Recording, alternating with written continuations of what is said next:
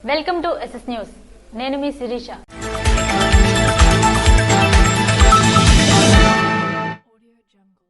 వరుసగా 5వసారి వైఎస్ఆర్ రైతు భరోసా పీఎం కిసాన్ నిధులు విడుదల చేసిన ముఖ్యమంత్రి వైఎస్ జగన్మోహన్ రెడ్డి. రాష్ట్ర ప్రభుత్వం వైఎస్ఆర్ రైతు భరోసా పీఎం కిసాన్ పథకం కింద రాష్ట్రంలోని రైతులు, కౌలు రైతులు, అటవీ భూముల సాగుదారులకు ఇస్తున్న 5వ ఏడాది 2023-24 మూడో విడత ఆర్థిక సహాయాన్ని ముఖ్యమంత్రి వైఎస్ జగన్మోహన్ రెడ్డి బుధవారం తాడేపల్లి క్యాంపు కార్యాలయం నుండి బటన్ నొక్కి నిధులు విడుదల చేసినట్లు జిల్లా కలెక్టర్ మంజీర్ జిలానీ సమూన్ తెలిపారు. జిల్లా స్థాయిలో కలెక్టరేట్ వీడియో కాన్ఫరెన్స్ హాల్లో ఏర్పాటు చేసిన ఈ కార్యక్రమానికి మంజీర్ జిలానీ పాల్గొన్నారు. కార్యక్రమంలో జిల్లా కలెక్టర్ మాట్లాడుతూ వైఎస్ఆర్ రైతు భరోసా మూడో విడత ఆర్థిక సహాయం రైతుల ఖాతాల్లో జమ చేయడం మంచి శుభపరిణామన్నారు.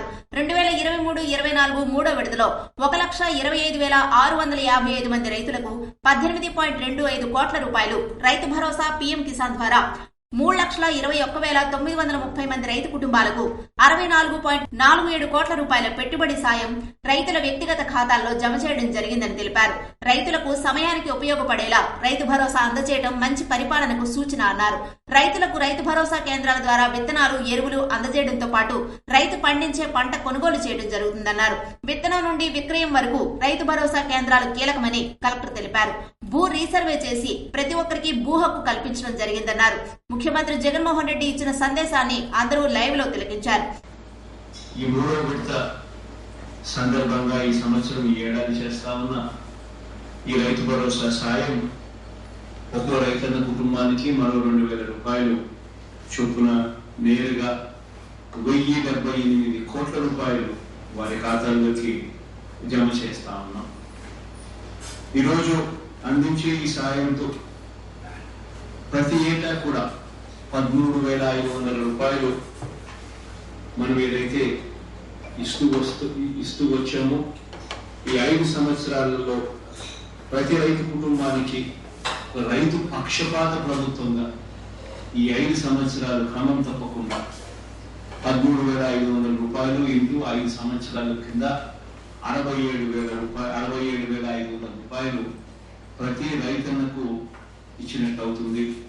ఈ రోజు ఇస్తా ఉన్న ఈ మూడవ విడత సహాయం కూడా కలుపుకుంటే ఇలా ఈ 53,58,000 మంది రైతన్నలకు అందించిన సహాయం కేవలం ఈ ఒకే ఒక్క స్కీమ్ వైఎస్ఆర్ రైతు భరోసా పీఎం కిసాన్ అనే ఒకే ఒక్క స్కీమ్ ద్వారా అక్షరాల 34,288 కోట్ల రూపాయలు ఈ ఒకే ఒక పథకం ద్వారా రైతుకి రీఇంబర్స్ చేస్తూ తిరిగి ఇస్తూ 216 కోట్ల రూపాయలు నేరుగా బటన్ నొక్కి ఈ కార్యక్రమం అయిపోయిన వెంటనే వారి ఖాతాల్లోకి జమ చేసే మరో మంచి కార్యక్రమం కూడా ఈ రోజు జరుగుతా ఉంది.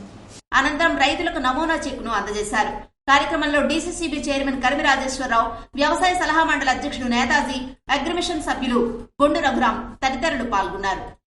ప్రతి విద్యార్థి ఓ శాస్త్రవేత్త కావాలి అని సోంపేట రోటరీ క్లబ్ అధ్యక్షుడు దుద్ది శ్రీనివాసరావు అన్నారు. దేశ నిర్మాణం, ఆర్థిక పురోగతి, వైద్య రంగం, పర్యావరణ పరిరక్షణ ఇలా విభిన్న రంగాల్లో సైన్స్ సేవలు అమూల్యమని, ప్రజల జీవన ప్రమాణాలను మెరుగుపరచడంలో శాస్త్ర సాంకేతిక విజ్ఞానం పాత్ర అనిర్వచనీయమని రోటరీ క్లబ్ అధ్యక్షుడు దుద్ది శ్రీనివాసరావు విద్యార్థి లోకానికి పిలుపునిచ్చారు.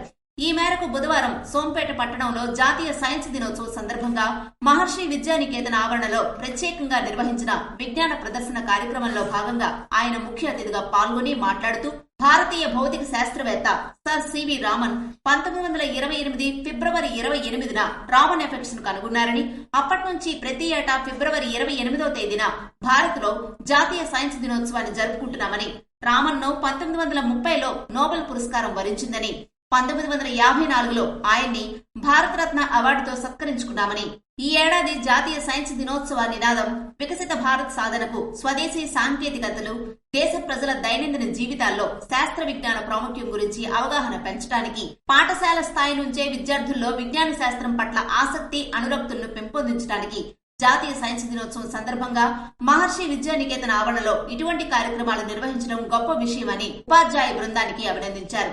కార్యక్రమంలో పాఠశాల యాజమాన్యం, ఉపాధ్యాయ సిబ్బంది, విద్యార్థుల తల్లిదండ్రులు పాల్గొన్నారు. జలమూరు మండలం కొమనాపల్లి గ్రామంలో ఆలయ ప్రతిష్ఠ మహోత్సవ కార్యక్రమంలో పాల్గొన్న కృష్ణ చైతన్య. జలమూరు మండలం కొమనాపల్లి గ్రామంలో శ్రీ కోదండరామస్వామి ఆలయ ప్రతిష్ఠ మహోత్సవ కార్యక్రమంలో రాష్ట్ర బీసీసీఎల్ జోనల్ ఇన్ఛార్జ్ నరసన్నపేట నియోజకవర్గ యువ నాయకులు ధర్మాన కృష్ణ చైతన్య పాల్గొన్నారు. ఆయనతో పాటు జలమూరు మండల పార్టీ అధ్యక్షుడు కణసు సీతారాం, మండల పరిషత్ ప్రత్యేక ఆహ్వానితులు Paidi Vithalarao, PSCS Pagoti Rajappalanaidu, JCS convener Dharmana Jagan తదితరులు పాల్గొన్నారు. నర్సన్నపేట పచోరీ నగర్ కాలనీలో సీసీ రోడ్ పనులు ప్రారంభించిన సర్పంచ్ బుర్రలి శంకర్. నర్సన్నపేట పట్టణంలో సుమారు 2 లక్షల రూపాయల పంచాయతీ నిధులతో పచోరీ నగర్ మెయిన్ రోడ్ మరియు డ్రైనేజీ పనులను మేజర్ పంచాయతీ సర్పంచ్ బుర్రలి శంకర్ కార్యక్రమాన్ని ప్రారంభించారు. ఈ కార్యక్రమంలో cooption member Ramana Sahu, ward member Tankala Ramji, స్థానికులు పాల్గొన్నారు. శ్రీ సూర్యనారాయణ స్వామి వారిని దర్శించుకున్న మౌలిక వసతుల సదుపాయాల కల్పన సంస్థ చైర్మన్ నాగార్జున యాదవ్. ప్రత్యక్ష దైవం ఆరోగ్య ప్రదాత సూర్యనారాయణ స్వామి వారిని బుధవారం ఆంధ్రప్రదేశ్ విద్యా సంక్షేమ మౌలిక వసతుల సదుపాయాల కల్పన సంస్థ చైర్మన్ నాగార్జున యాదవ్ దేవాలయానికి విచ్చేసి స్వామివారిని దర్శించుకున్నారు. ఆలయ అర్చకులు వారికి ఘన స్వాగతం పలికి తదుపరి వేద మంత్రాలతో ఆశీర్వదించారు. స్వామివారి జ్ఞాపికను ఆలయ సీనియర్ అసిస్టెంట్ కృష్ణమాచార్యులు అందజేశారని ఆలయ ఈవో రమేష్ బాబు తెలిపారు. రణస్థలం జయర్పురంలో ఉన్న ట్వింకిల్ కిడ్స్ హై స్కూల్లో సైన్స్ డే సంబరాలు ఘనంగా నిర్వహించారు. బుధవారం రణస్థలం జేఆర్పురంలో ఉన్న ట్వింకిల్ కిడ్స్ హై స్కూల్లో డైరెక్టర్ దొడ్డి శ్యామ్ ఆధ్వర్యంలో సైన్స్ డే చాలా ఘనంగా నిర్వహించారు.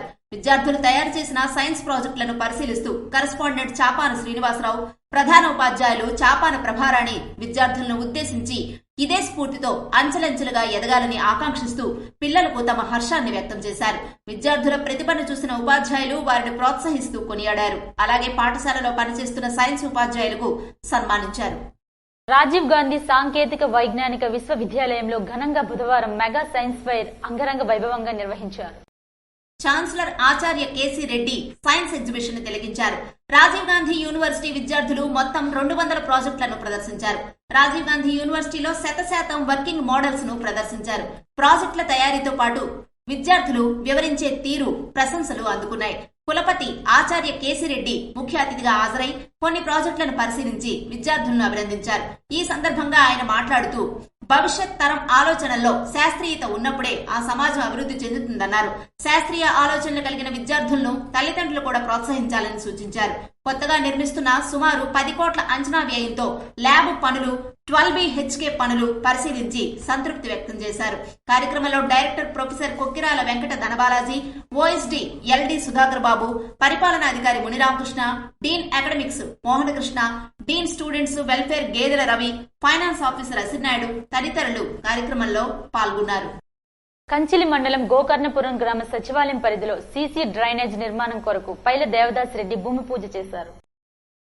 ఇచ్చాపురం నియోజకవర్గం కంచిలి మండలం గోకర్ణపురం గ్రామ సచివాలయం పరిధిలో గల శాసనం గ్రామ పంచాయతీ, జే శాసనం గ్రామాల్లో గ్రామ ప్రజల అవసరం మేరకు 15వ ఆర్థిక సంఘ ఎంపీపీ నిధులు సుమారు 2.1 లక్ష వ్యయంతో సీసీ డ్రైనేజ్ నిర్మాణం కొరకు స్థానిక సర్పంచ్ వేణు మరియు దుర్గాసు మాధవరావుల ఆధ్వర్యంలో ఎంపీపీ పైలి దేవదాసరెడ్డి చేతుల మీదుగా భూమి పూజ శంకుస్థాపన చేశారు. కార్యక్రమంలో AAB chairman Laddu Keshavapatro, ex PSCS chairman Durgasu Dharmarao, YCP మండల ఉపాధ్యక్షులు తలగాన తిరుపతిరావు తదితరులు కార్యక్రమంలో పాల్గొన్నారు. రోడ్లు భవనాల శాఖ అతిథి గృహాన్ని సందర్శించిన జిల్లా కలెక్టర్ మంజర్ జిలానీ సమూన్.